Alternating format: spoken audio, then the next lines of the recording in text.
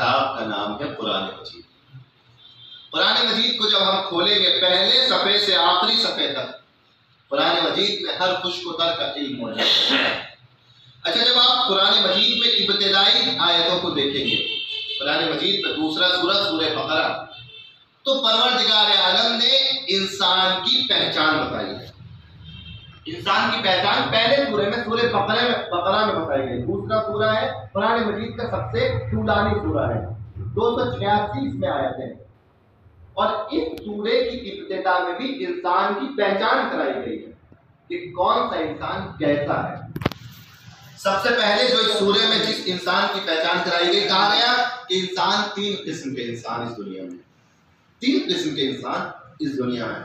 पहला इंसान, सबसे पहले जिसका तज़किरा किया गया, हुदल लिल मुत्तकीन। पहला इंसान कौन है?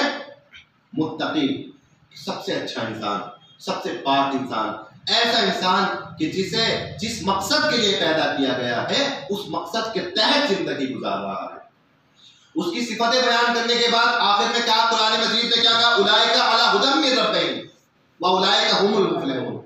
यही वो लोग हैं कि जो अल्लाह की हिदायत के रास्ते पर चल रहे हैं, और यही वो लोग हैं, वो मुफ्लिहून हैं। मुफ्लिहून यानी यही वो लोग हैं कि जो दुनिया में भी कामयाब रहेंगे, आखिरत में भी कामयाब रहेंगे।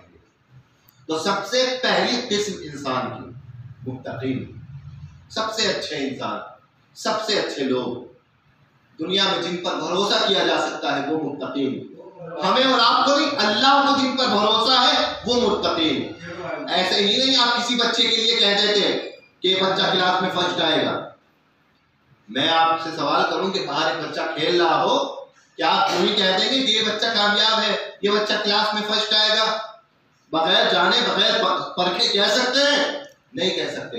हाँ, लेकिन आपने जिस बच्चे को देखा, जिस बच्चे की पढ़ाई पर आपको एतबार और यकीन हो, उसको देख के कह सकते हैं मौलाना ये बच्चा फर्स्ट आएगा। क्यों?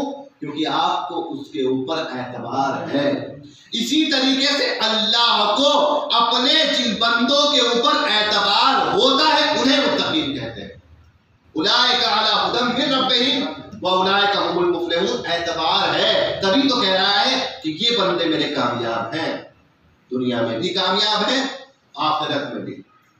दूसरी किस्म इंसानों की बताई, काफिरीन और मुशरिकीन। इस किस्म के लिए परवरदिगार आलम ने ज्यादा तज़किरा नहीं किया, 2 आयतें।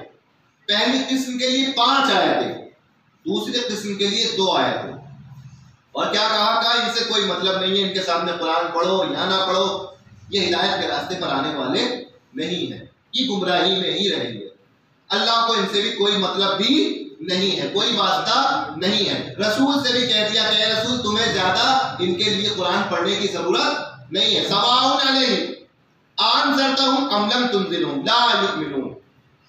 इनके लिए बराबर है, आप इन्हें अल्लाह के अज़ाब से डराएं या ना डराएं, मगर ये कभी ईमान लाने वाले नहीं हैं।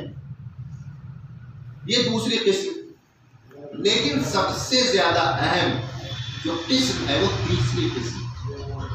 आप देखें, आयतें देखें। पहली किस्म मुत्तकीन की किस्म, अल्लाह ने 5 आयतों में मुत्तकीन का तज़किरा किया। दूसरी किस्म काफिरीन की, 2 आयतें बस काफिरीन का तज़किरा तमाम। उसके बाद आयत नंबर 6 से आयत नंबर 18 तक परवरदिगार आलम ने तीसरी किस्म का जिक्र किया, वो है मुनाफिकीन। सबसे ज्यादा आयतें अल्लाह ने जिन लोगों की शान में इधर बताई हैं वो मुनाफिकीन है। क्यों? आखिर सबसे ज्यादा आयतें मुनाफिकीन के लिए क्यों बताई? मुत्तकीन के लिए 5 आयतें। मुत्तकीन को समझ रहा हूं, कैसे समझे? अल्लज़ीना युमिनूना बिल गैब व युक़ीमूना सलात व मिम्मा रज़क़नाहुम युनफ़िक़ून। देख लेना, गैब पर ईमान रखते होंगे, नमाज कायम करते होंगे, इन्फाक करते होंगे, क़यामत पर ईमान रखते होंगे, कुरान पर ईमान रखते होंगे, बस खत्म। इसके बाद कुछ नहीं कहा।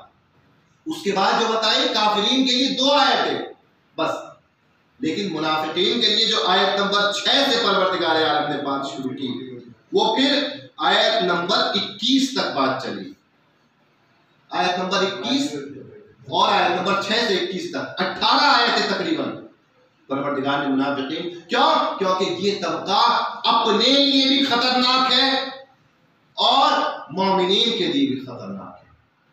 सबसे ज्यादा नुकसान अगर किसी तबके के जरिए से इस्लाम को हुआ, इंसानियत को हुआ, तो वो मुनाफिकों के जरिए से हुआ।